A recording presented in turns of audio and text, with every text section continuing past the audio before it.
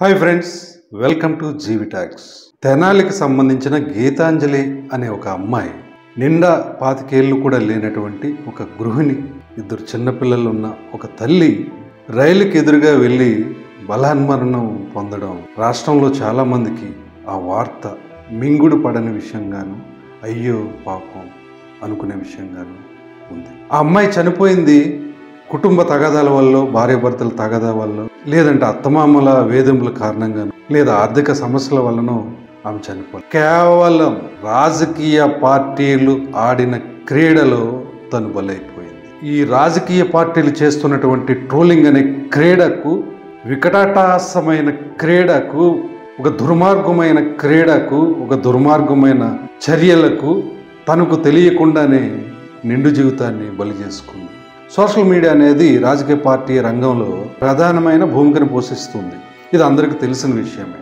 కానీ ఒక టెక్నాలజీని వాడుకునే విషయంలో ఈ రాజకీయ పార్టీలన్నీ కూడా విలువల్ని పక్కన పడేసి దుర్మార్గపు, వెకిలి, వికారమైన చర్యల్నే తమ ప్రధానమైన ఆలోచనగా, చర్యగా చేసుకుని, జనాలు ఎలా పోతే మనకేంటి, మనం అధికారంలోకి వస్తే చాలు, మనం అధికారంలో ఉంటే చాలు అనే ఒక ప్రధానమైన సింగిల్ అజెండాతో సోషల్ మీడియాలో మనకు కనిపించే పోస్టులన్నీ కూడా అదే అర్థాన్ని మనకి తెలియజేస్తూ ఉంటాయి.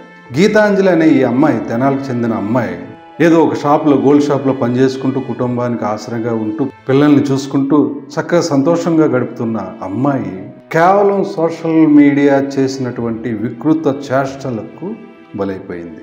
పలానా పార్టీ వల్ల చనిపోయిందని ఒక పార్టీ అంటే, లేదు పలానా పార్టీ వాళ్ళే అమ్మాయిని బయటకు లాగి ఇలా ఈరోజు చనిపోవడానికి కారణమయ్యారని మరొకరు, చనిపోయిన వాళ్ళపైన మరమరాలు కూడా వదలరు అంటారు కదా, అలాంటి జాతికి సంబంధించిన సోషల్ మీడియా నెట్వర్క్ ఇప్పుడు గీతాంజలి అనే ఒక అమ్మాయి నిండు ప్రాణాలని బలి తీసుకున్నాయి. అయితే ఇలాంటి సీరియస్ సంఘటనలు సమాజంలో జరిగినప్పుడు మెయిన్ స్ట్రీమ్ మీడియాని చంకలగుద్దుకునే శాటిలైట్ ఛానళ్ళు రంగంలోకి దిగి ఎటువైపు నుంచి తప్పు ఉంది, ఎలాంటి తప్పు ఉంది, ఏ కండిషన్లో అమ్మాయి చనిపోయిందని పార్టీలకు అతీతంగా తమ వాదాన్ని, తమ సమాచారాన్ని ప్రజల ముందు ఉంచగలిగితే, ఉంచే దమ్ము ఉంటే ఇలాంటి ట్రోల్స్ కానీ, ఇలా అమాయకుల పైన ఇష్టం వచ్చిన ట్రోలింగ్ చేసే అవకాశాలు కానీ ఉండవనేది నా అభిప్రాయం. ఎవరిది తప్పు? సమాజానిదా, రాజకీయ పార్టీలదా? లేదా రాజకీయ పార్టీలు ఏం చేస్తున్నా తల వంచుకుని వింటూ చూస్తూ బతికేస్తున్న మనది తప్ప? మనమే తెలుసుకోవాలి.